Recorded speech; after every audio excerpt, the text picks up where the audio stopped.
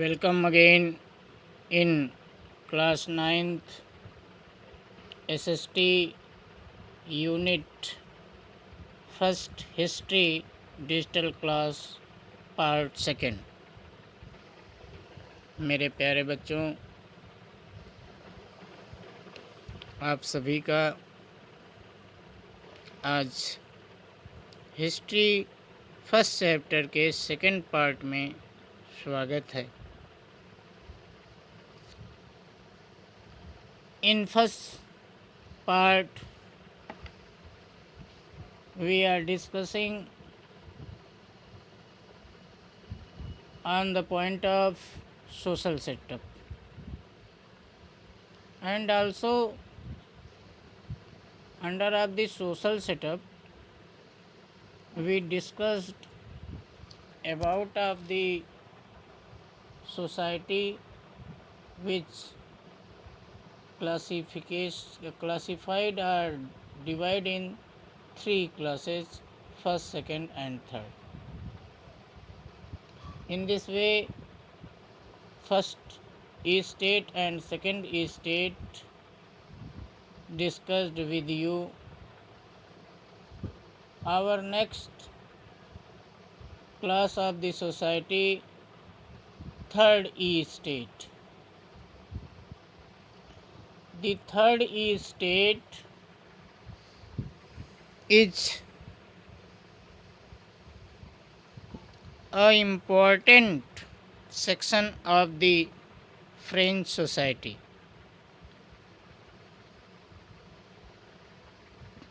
बच्चों, यही एक ऐसा सेक्शन ऑफ द सोसाइटी है जो कि उस तत्कालिक समय में फ्रेंच समाज में सबसे निचले तबके का था, लेकिन सबसे उपयोगी था। Third state belongs to the general people. It's also divided in three subclass, three subsections according to the prosperity of the people. Like first section belongs to the big businessman, merchant, court official employees, lawyer, teachers. Means it is a class of the third estate society which have inability to earning their livelihoods with the help of occupations. In second section, second subclass belongs to the peasant, farmer and artisans. Means under the second subclass of the French society, the people consider who have own land and they are engaged in the farming activity or agricultural activity. And some artisans are also considered under of these subclass of second section, whose have creativity, whose invest their hand technicals, means like just handicrafts, जो हस्तशिल्प होते थे, जो हाथ से निर्माण किए जाते थे अपने हस्तकला का उपयोग करके, वो लोग इस क्लास में रखे गए थे इस क्लास में आ रहे थे। And third sub class of the third state, the people who have no own land, जिनके पास अपनी ज़मीनें नहीं होती थी, they are treated as a labour, as a small peasant who engaged in the agricultural activity on others land। किसी के यहाँ वो किसी के लैंड को कुछ निश्चित रेवेन्यू, कुछ निश्चित टैक्सेस पर लेकर के और एग्रीकल्चरल एक्टिविटी में पार्टिसिपेट कर रहा था। And the people who serve to other class of the peoples are first estate, second estate or third estate section first and section second। जो लोग दूसरे लोगों की सेवा करते थे, एज ए सर्वेंट थे, वो लोग भी third section of the third state peoples आते थे। बच्चों, एक आपकी जानकारी के लिए, द थर्ड स्टेट पीपल, तीसरे क्लास के जो लोग थे, इन्हीं पर burden of taxes borne by third estate peoples, और third estate people bear to all burden of taxes during the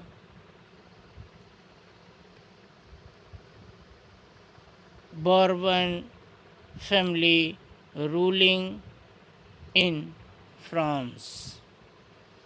means Louis 16 के दौरान जो व्यवस्थाएं संचालित हो रही थी, उसमें जो भी टैक्सेस पेड करना था, आपने देखा था कि फर्स्ट स्टेट के जो लोग थे, they are exempted from paying of tax और they enjoy privileges by birth. वो जन्मजात हर चीज़ से क्या थे, अवमुक्त थे।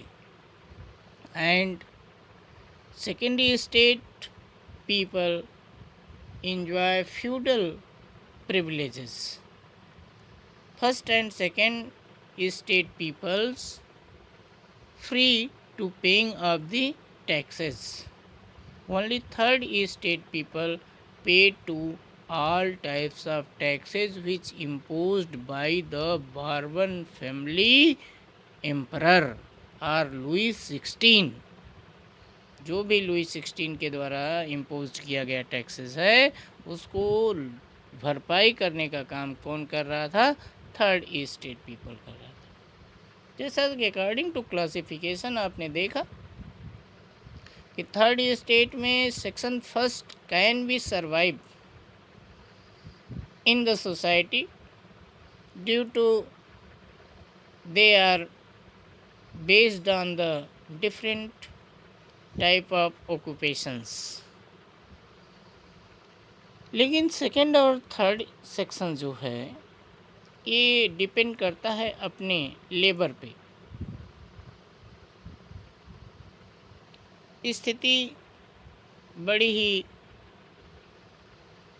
अनजस्टिफिकेशन हो गई थी, अन्यायपूर्ण की व्यवस्था वहाँ चल रही थी कि कुछ लोग एग्जम्प्ट हैं और कुछ लोग के ऊपर पूरे टैक्सेस हैं लोड। इसलिए वहाँ की और जो कंडीशंस हो रही थी, फ्रांस की और जो स्थितियाँ थी, उस पर भी थोड़ा सा हम लोग फोकस करें। Population increased day by day in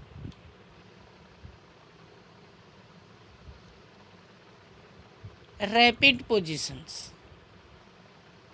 rapidly, तेज़ी से जो पॉपुलेशन ग्रोथ था वो दिनों प्रतिदिन होता जा रहा है। अगर पॉपुलेशन बढ़ रही है तो उनकी जो minimum requirement of the life's है वो भी क्या होगी, इंक्रीज हो जाएगी। इससे अब उनको खाने के लिए तो चाहिए, then the demands of food grain also increased in the ratio of increasing of the population। जो पॉपुलेशन इंक्रीज कर रही थी उसी के अनुपात में वहाँ पे क्या हुआ, फूड ग्रेन्स खाद्यान्न की भी ज़रूरत होने लगी, उसकी भी डिमांड होने लगी। अब सोचो ज़रा, किसी चीज़ की डिमांड मार्केट में बढ़ जाए, मांग बढ़ जाए, तो अगर प्रोडक्ट भी बढ़ जाए तब तो ठीक है, दे आर बैलेंस्ड। लेकिन अगर प्रोडक्ट कम है तो क्या होगा कि उस स्पेशल प्रोडक्ट की प्राइस क्या हो जाएगी, इंक्रीज कर जाएगी। ड्यू टू डिमांड के अनुसार प्राइस प्रभावित होता रहता है। अब the peoples who belongs to the third section means who's a labor servant or landless peasant, their work wages is very low. The work wages not matches to the rising of price of the food grains are essential things। जो आवश्यक मूलभूत चीज़ों की आवश्यकता है उसके जो मूल्य हैं उसके बढ़ोतरी, उसके वृद्धि के क्रम के अनुसार, उसके वृद्धि के रेशियो के अनुसार हमारा जो वेजेस है, मजदूरी है, जो उनको पारिश्रमिक मिल रही है वो मैच नहीं कर रही, अर्थात उसको बढ़ाया नहीं गया फ्रेंच सोसाइटी में। और सोचिए ज़रा, एक जो सेकंड सेक्शन का सबसे बड़ा क्लास था पीजेंट का, अगर सपोज दैट कुछ नेचुरल डिज़ास्टर हो जाता है, कुछ आपदाएं आ जाती हैं, ड्राट पड़ जाता है, फ्लड आ जाती है, ड्रॉट और help further made to the situation worse, ऐसे जो डिज़ास्टर हैं, natural disaster, they are invite to the worse situation of the peasants और पीपल्स।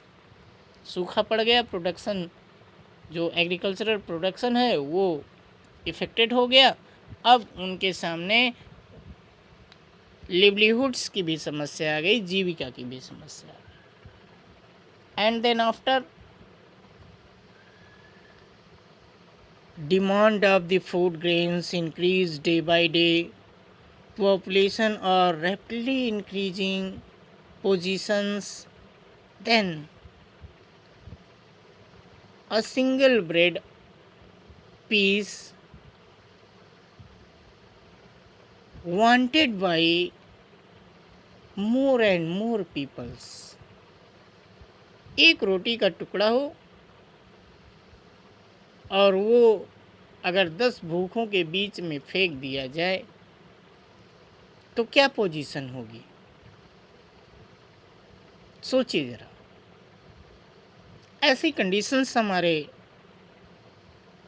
इस चैप्टर में फ्रांस की सिचुएशन बनती जा रही है, और ऐसी स्थिति फ्रांस में आ जाती है कि जो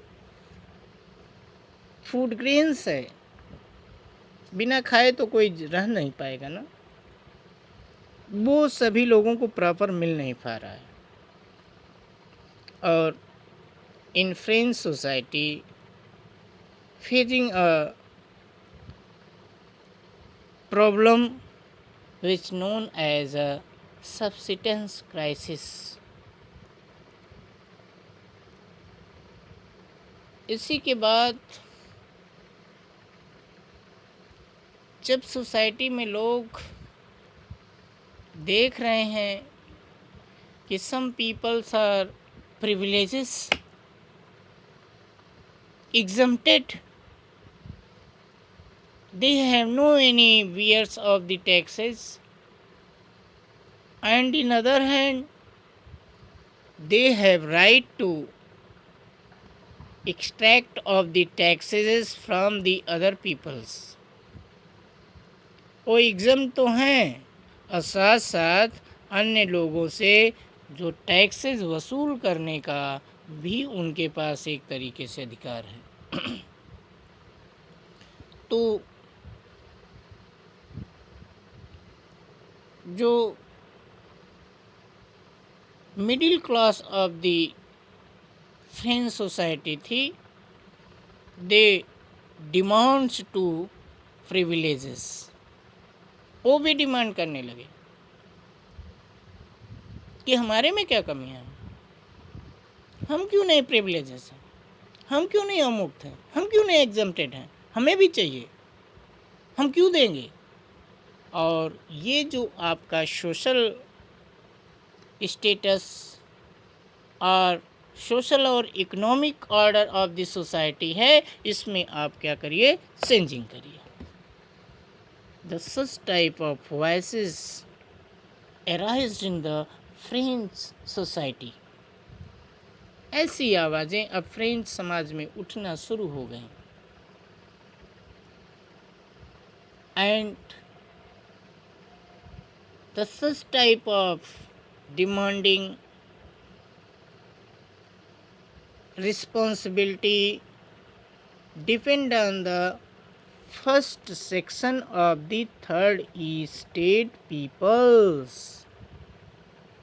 जो थर्ड स्टेट के फर्स्ट सेक्शन के फर्स्ट सब क्लास के लोग हैं, उनकी है, जो कि एजुकेटेड हैं, जो पढ़े लिखे हैं, they have knowledge to any subject, that how can we express it in front of the government। हम किस तरह से, किस चालाकी से अपने विषय को सरकार के समक्ष या शासक के समक्ष रखें, ये जिम्मेदारी उनकी आती है। And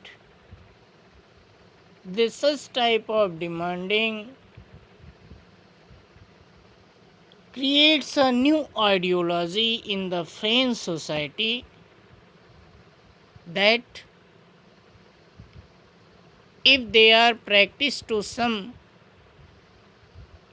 moral rights, then why I am not।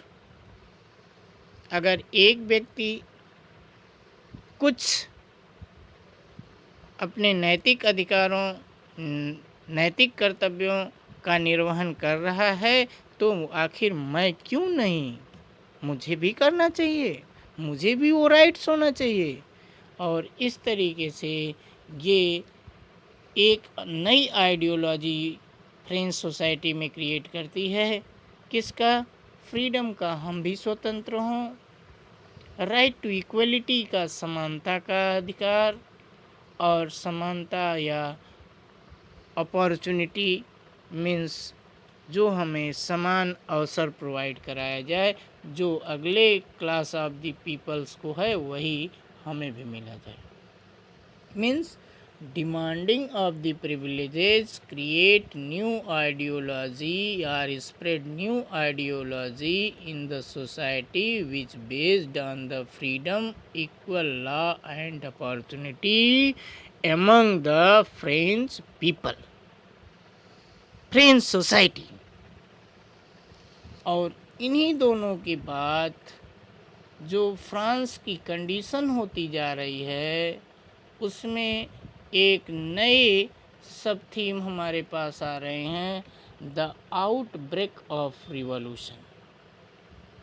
अब जो फ्रेंच रिवॉल्यूशन है, फ्रांसीसी क्रांति है, उसकी शुरुआत होने की ये आधार प्रस्तुत कर देते हैं, ये बेस्ड दे देते हैं। जैसे अपने देश में थोड़ा सा कोरिलेट करते चलें आप, इन इंडिया आपको क्लास 10th में पढ़ने को मिलेगा। इन इंडिया भारत में आपने क्लास 8th में पढ़ा रिवोल्ट ऑफ 1857। उस रिवोल्ट का कोई एक कारण ऐसा नहीं था, उसकी बैकग्राउंड बहुत लंबे अरसे से बनती चली आ रही थी, लेकिन इमीडिएट कॉजेस के रूप में, तात्कालिक कारण के रूप में दी मिलिट्री पॉलिसीज, सैनिक नीति आता है। ऐसे ही इस फ्रेंच सोसाइटी में भी जो विद्रोह का रेशियो था, विद्रोह का जो अनुपात था, विद्रोह की जो एक रूपरेखा थी, वो बहुत अरसे से बनती चली आ रही थी। लेकिन ये जो सब्सिस्टेंस क्राइसिस हो गई, भूख से लोग अब मरने के कगार पे आ गए, ये कहीं न कहीं the outbreak of the French revolution की इमीडिएट कॉजेज़ होती है। इमीडिएट कॉजेज़ को कहीं न कहीं प्रेस्क्राइब्ड करता है, क्योंकि पॉपुलेशन बढ़ रही, डिमांड बढ़ेगा, उधर हमारा रूलर एक प्लीजर लाइफ स्पेंड कर रहा है, they are expenses a lot of money on their pleasure, so they have source of income. उसके पास जो सोर्स ऑफ इनकम है वो क्या है? ओनली टैक्सेस, केवल मात्र यही कर है। तो कर को क्या करेगा? अपने बढ़ाएगा, मीन्स रेट ऑफ टैक्स क्या होंगे? इंक्रीज करेंगे।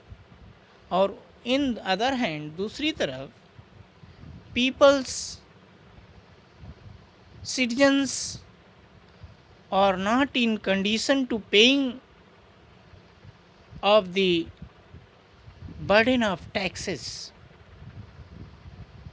are increasing taxes।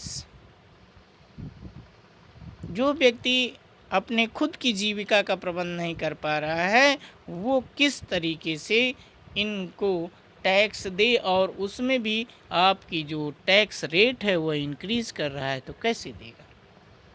संभव नहीं था। और इसके खिलाफ अब एकजुटता होती जाएगी और लोग आवाज़ उठाते चले चलेंगे। आइए थोड़ा सा चलते हैं एडमिनिस्ट्रेटिव पॉलिसी की ओर, प्रशासनिक नीतियों की ओर। क्या हो रहा है फ्रांस में, 2 मिनट उस पर भी अपना ध्यान केंद्रित करते हैं। Monarch means ruler. Louis 16 could not impose taxes at his will। वो तो अक्सर डे बाय डे इंक्रीज करता जा रहा था, लेकिन अब जब डिमांड होने लगी, ऐसी बात आ गई, राइट टू इक्वलिटी की आ गई, तो अब ये जो मोनार्च है, रूलर है, they have not right to impose the taxes according to their will. अब उसकी इच्छा के अनुसार जो टैक्सेस थे वो इम्पोज नहीं हो सकते। तो क्या हो रहा था? If they are want to impose new slab of the tax, then must to be needed to approval of the e-state journal। to pass the proposal. अब जो अगर ऐसी व्यवस्था कुछ करना चाहता है कि हम अपने टैक्स रेट को इंक्रीज करेंगे, बढ़ाएंगे, तो उसके लिए ज़रूरी था कि these proposal must to be approved by the state general. एक जैसे लेजिस्लेटिव असेंबली होती है, वैसे एजुकेटेड लोगों की डिमांड की वजह से मोनार्ची ने अपने आप को बचाने के लिए स्टेट जनरल को सेटल कर दिया था। अब किंग्स के पास रेवेन्यू नहीं थे, राजस्व नहीं था, उस जो टैक्सेस का स्लैब था उसको चेंज करना चाह रहा था, दर चेंज करना चाह रहा था। So king called estate general to pass tax proposal. King ने ई स्टेट जनरल की मीटिंग बुलाई और चाहा कि हमारा प्रपोजल क्या हो जाए, पास हो जाए।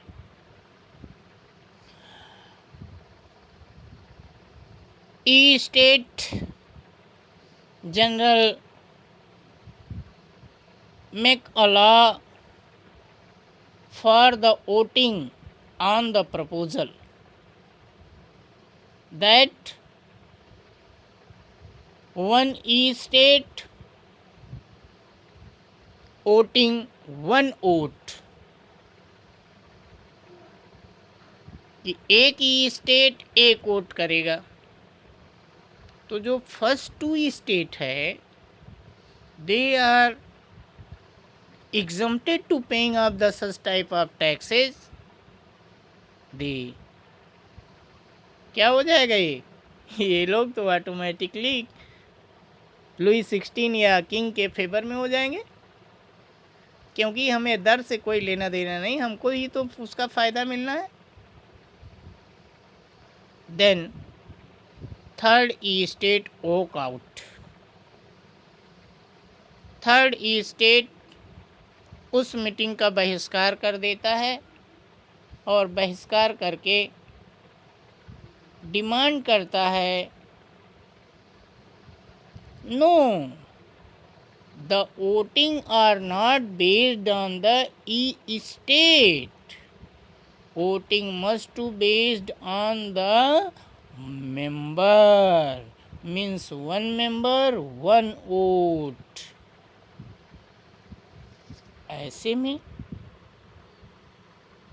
जब थर्ड स्टेट की बातें नहीं मानी गई तो थर्ड स्टेट क्या करता है कि वॉकआउट करके एक जगह पे फिर से संभ्रांत लोगों की, प्रस्परस लोगों की मीटिंग बुलाता है।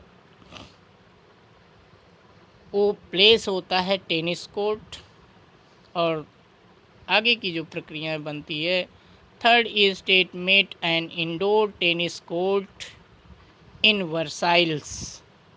वर्साइल के टेनिस कोर्ट में एक मीटिंग बुलाई जाती है और उसी मीटिंग में एक नेशनल असेंबली फाउंडेड होती है। And founded national assembly and national assembly responsible for the drafting a constitution for French government, French country.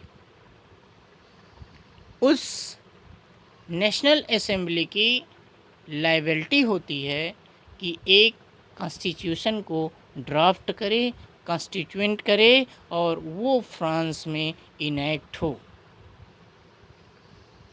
और उधर दूसरी तरफ समस्याओं का फिर एक बोझ गिरता है। एक रबी की फसल कुछ खराब हो जाती है, severe winter bad harvest price rising, फसलें खराब हो गई, प्रोडक्शन लो हुआ, डिमांड हाई है, जिसकी वजह से प्रोडक्ट या ग्रेन्स के जो प्राइस थे वो क्या हो गए, इंक्रीज हो गए। And hoarding of the supplies made of situation worse in France. और जो आपूर्ति की स्थिति थी, जो सप्लाई इन द मार्केट होनी थी ऑफ द ग्रेन्स, उसकी स्थिति दिनों प्रतिदिन क्या हो गई, खराब हो गई। अब इसी आनन फानन में किंग जो देख रहा था कि ये क्या हो गया, लोग क्यों ऐसा डिमांड कर रहे, ऐसी स्थिति क्या हो गई, और किंग ने थोड़ी सी गलती कर दी।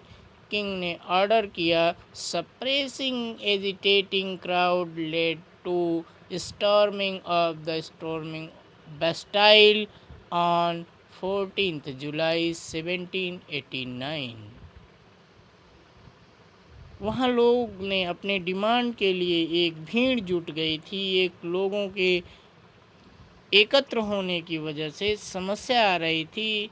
तो किंग को लगा कि ऐसा तो नहीं कि ये लोग हमारे खिलाफ कुछ रच रहे हैं, और किंग ने अपने सैनिकों को ऑर्डर कर दिया कि इन लोगों को यहाँ से भय दिखा करके विखरित कर दिया जाए, जिससे अब जो लोग वहाँ एकत्रित थे उनको लगा कि जो राजा है, सरकार है, शासक है, वो हमारे अगेंस्ट हो गया, और फिर आगे बात बढ़ जाएगी। These are discussed in the third part of French revolution. Okay, thank you.